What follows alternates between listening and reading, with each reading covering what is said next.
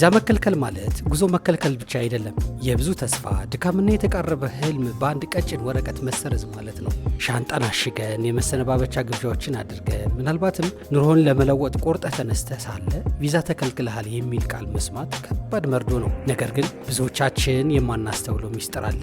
ኤምባሲዎች ቪዛ የሚከለክሉ አንተ ስለጠሉ ሳይሆን አንተን ስላላመኑህ ነው። ቪዛ የሚሰጡህ ለምን ትሄዳለህ ለሚለው ጥያቄ ሳይሆን ለምን ትመለሳለህ ለሚለው መልስ ነው። ዛሬ የምንነጋገረው ይህ የጥርጣሬ ግንብ እንዴት በብልህነት ማፍረስ እንደምንችልና የፓስፖርት ገጽ በክልከላ ማህተም ሳይሆን በበረራ ፍቃድ እንዲሞላ ማድረግ ስለምንችልባቸው ወሳኝ ሚስጥራት ነው። አብራችሁን ቆዩ።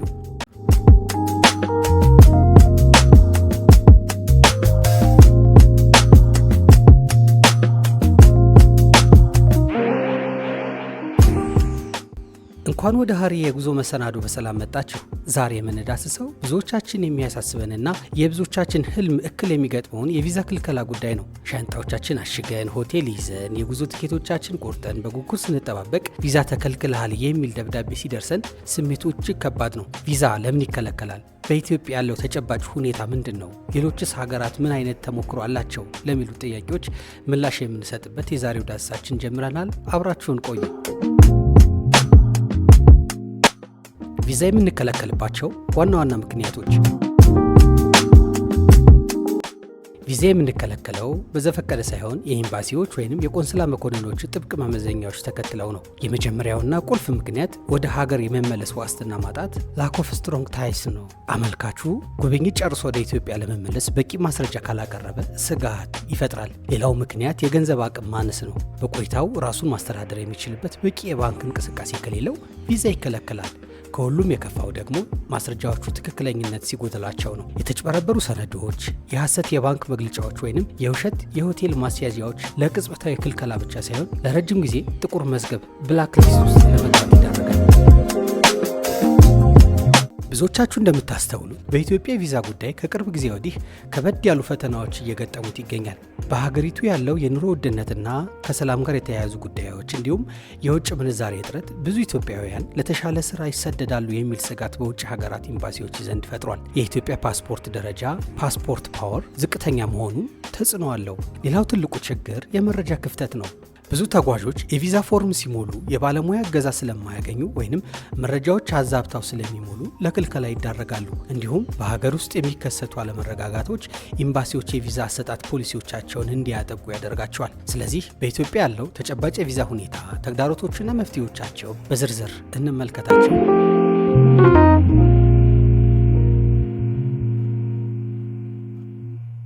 በኢትዮጵያ ያለው ወቅታዊ የኢኮኖሚ ሁኔታ በተለይም የኑሮ ውድነትና የውጭ ምንዛሬ እጥረት በውጭ ሀገራት ኤምባሲዎች ዘንድ እንደ ትልቅ ስጋት ይታያል። የቆንስላ መኮንኖች አንድ ኢትዮጵያዊ የቪዛ አመልካች በሀገሩ ያለው ገቢ ከኑሮ ውድነቱ ጋር የማይመጣጠን ሆኖ ካገኘው ግለሰቡ በሄደበት ሀገር ጠፍቶ ለመቅረት ወይንም ስራ ለመፈለግ ሊሞክር ይችላል የሚል ጥርጣሬ ያሳድራል። ይህ ሁኔታ ብዙ ብቁ አመልካቾች እንኳን ሳይቀሩ በኢኮኖሚ ምክንያት ብቻ ቪዛ እንዲከለከሉ ምክንያት ሆኗል። እንዲሁም የኢትዮጵያ ፓስፖርት በዓለም አቀፍ ደረጃ ያለው የመንቀሳቀስ አቅም ፓስፖርት ፓወሩ ውስን መሆኑ ሌላኛው ትልቅ ተግዳሮት ነው። አብዛኞቹ የአውሮፓና የአሜሪካ ሀገራት የኢትዮጵያ ዜጎች ያለ ቪዛ ወይንም በደረሱበት ሀገር ቪዛ ኦን አራይቫል ቪዛ እንዲያገኙ አይፈቀድም። ይህ ማለት እያንዳንዱ ተጓዥ ረጅምና አድካሚ የሆነውን የቪዛ ሂደት ማለፍ ግዴታው ነው።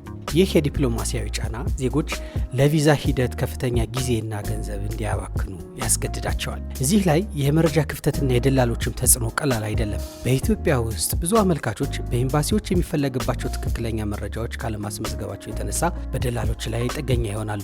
ደላሎች ደግሞ ቪዛቸውን ለማስገኘት ሲሉ ቪዛውን ለማስገኘት ሲሉ አመልካቾች የሐሰት ሰነዶች እንዲያዘጋጁ ወይንም የተጋነነ የባንክ መግለጫዎች እንዲያቀርቡ ያበረታታሉ። ይህ ድርጊት በአመልካቹ ላይ የቆይታ ጊዜ እገዳ ብላክ ሊስት ከማስከተሉ ባለፈ ኤምባሲዎች በኢትዮጵያ አመልካቾች ላይ ያላቸውን እምነት እንዲቀንስና መስፈርቶቻቸውን ይበልጥ እንዲያጠብቁ ያደርጋቸዋል። ምንም እንኳን አሁን የተሻሻሉ ነገሮች ቢኖሩም በኢትዮጵያ ውስጥ ያሉ የሰነድ አሰጣጥ ስርዓቶች ለምሳሌ እንደ የንግድ ፍቃድ፣ የጋብቻ ምስክር ወረቀትና የባንክ ደብተሮች ከኤምባሲዎች ጋር ቀጥተኛ የዲጂታል ትስስር የላቸውም። ይህ ክፍተት የቆንስላ መኮንኖች የቀረበላቸውን ሰነድ ትክክለኛነቱን ለማረጋገጥ ረጅም ጊዜ እንዲወስዱ ወይንም ሰነዱን እንደ አጠራጣሪ እንዲቆጥሩት ያደርጋቸዋል። የመረጃዎች ጥራትና የተቋማት ትስስር ማነስ በተለይም ለጥብቅ ሀገራት ሀገራት እንደ ሴኔጋል ያሉ የቪዛ ክልከላ ዋና መንስኤ ሆኖ ቀጥሏል። ለኢኮኖሚያዊ ስጋቱ እንደ መፍትሄ የሚወሰደው አመልካቾች በሀገራቸው ያለውን ቁሳዊና ኢኮኖሚያዊ ቁርኝት ስትሮንግ ታይስ በግልጽ ማሳየት መቻል ነው።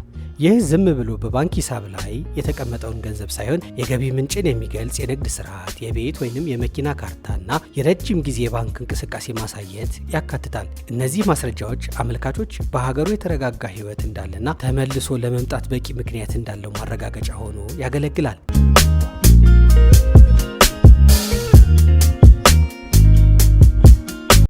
ሌላኛው ከዚህ ችግር ለመውጣት ሁለት መፍትሄዎች አሉ።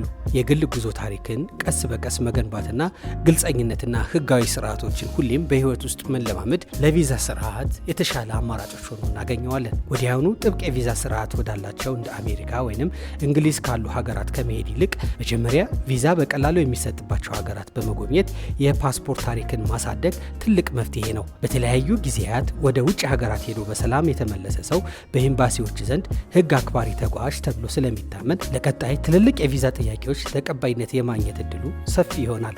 አመልካቾች ከደላሎች ይልቅ በኤምባሲዎች ድረገጽ ላይ የሚገኙ ኦፊሳላዊ መረጃዎችን መጠቀምና ቅጾችን በራሳቸው አሊያም በታመኑ ባለሙያዎች እገዛ መሙላት አለባቸው። እንዲሁም በቃለ መጠይቅ ወቅት የሚሰጡ መልሶች ከሰነዶች ጋር መገጣጠማቸውና ምንም አይነት የሐሰት ማስረጃዎች አለመኖሩ ለስኬቱ ወሳኝ ነው። እውነተኝነትና ግልጸኝነት የቆንስላ መኮንኑን አመኔታ ለማግኘት ብቸኛው መንገድ ነው።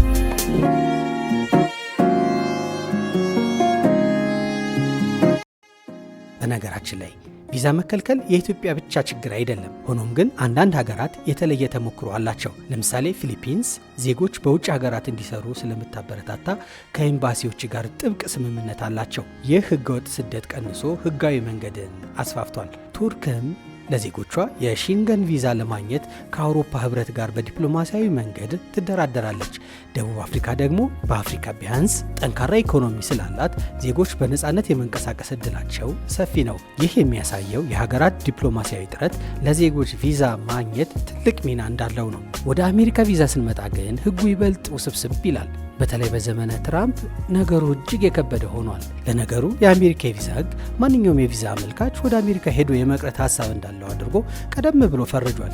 ስለዚህ የእርሱ ዋነኛ ስራ ይህንን ግምት በንግግሩና በማስረጃዎቹ ማፍረስ መቻል ነው ቪዛ እንዲያገኙ የሚያደርጉት። ቪዛው የሚሰጠው ስለ ጎብኚው ሳይሆን ተመልሶ ለሚመጣው ሰው መሆኑን መረዳት የመጀመሪያው እርምጃ ነው። እዚህ ላይ ዴስ 160 ቅጽ ትልቅ ሚና አለው። እዚህ ቅጽ ላይ የሰፈሩ መረጃዎችና በቃለመጠይቅ ወቅት የሚነገሩት ንግግሮች ቅንጣት ያክል ልዩነት ሊኖራቸው አይገባም። የአሜሪካ ቪዛ ቃለ መጠይቅ በአማካይ ከ3 እስከ 5 ደቂቃ ብቻ የሚፈጅ ነው። በዚህ አጭር ጊዜ ውስጥ መኮንኑ ማሳመን ይኖሩቦታል። ብዙ አመልካቾች ከመጠን በላይ በመጨነቅ ወይንም አላስፈላጊ መረጃዎችን በመዘርዘር ስህተትን ይሰራሉ። መልሶ አጭር፣ ግልጽ፣ ቀጥተኛ መሆን አለባቸው። አይን ላይን መታየትና በመረጋጋት መመለስ ትልቅ ግምት ያሰጣል። መኮንኑ ጥያቄው ሲጠይቆት ለምን የሚለውን ምክንያት ለማወቅ ስለሚፈልግ ምክንያታዊና አሳማኝ መልስ አስቀድሞ ይዘጋጁ። የጉዞ ታሪክ ትራቭል ሂስትሪ መኖሩ ለአሜሪካ ቪዛ ለማግኘት ትልቅ ድርሻ ይኖረዋል።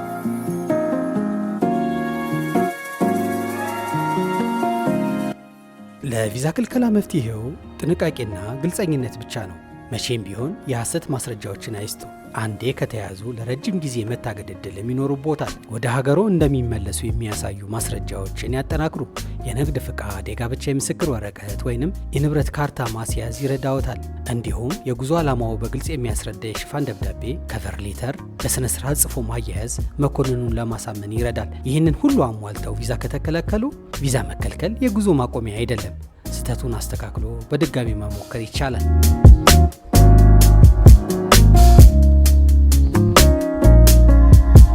እዚህ ላይ ጥብቅ የቪዛ አስተዳደር ያላቸው ሀገራት በተመለከተ አስቀድመን ካነሳናቸው ሀሳቦች በተጨማሪ የክልከላ ምክንያቶችና የመፍትሄ ሀሳቦች ጋር በማያያዝ መረጃዎችን በተወሰነ ደረጃ አፍታቶ ማየቱ ጠቀሜታ ይኖረዋል። በዓለም ላይ ያሉ አንዳንድ ሀገራት የቪዛ አስተዳደራቸው እጅግ ጥብቅ የሚሆነው በዘፈቀደ ሳይሆን የሀገራት ደህንነት፣ የኢኮኖሚ ሚዛንና የዜጎቻቸው የስራ ዕድል ለመጠበቅ ሲሉ ነው። እነዚህ ሀገራት ማንኛውም አመልካች ሊሰደድ የሚችል ፖቴንሻል ኢሚግራንት አድርገው ስለሚፈርጁ የቅርብ ሰነዶች ጥራትና ታማኒነት በከፍተኛ ጥንቃቄ ይመረምራሉ። የሸንገን ቀጠና ሀገራትና የጋራ ቁጥጥር ለዚህ ጥሩ አብነት ነው።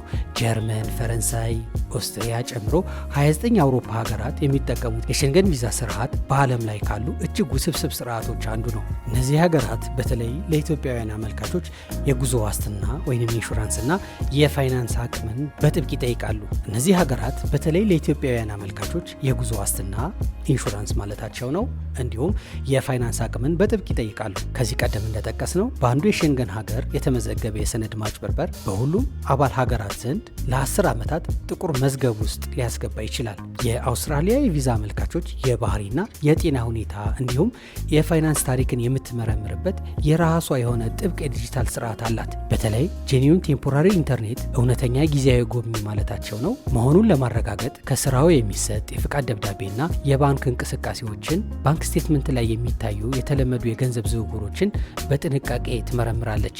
ማንኛውም አጠራጣሪ የገንዘብ ፍሰት ካለ ቪዛ ወዲያውኑ ውድቅ ታደርጋለች።